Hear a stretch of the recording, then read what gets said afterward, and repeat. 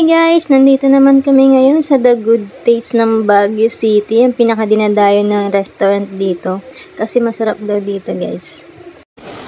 So titingnan nga natin kung masarap nga dito. Pipili tayo sa menu nila kung ano yung mas masarap na pagkain na legit sa mga best seller nila dito guys. At eto na nga, ang bilis. Dumating na agad yung order namin. Wow! Grabe! Sobrang dami ng serving nila guys. Nakaka-amaze, wala akong masabi. Sulit yung ibabayad nito guys dito.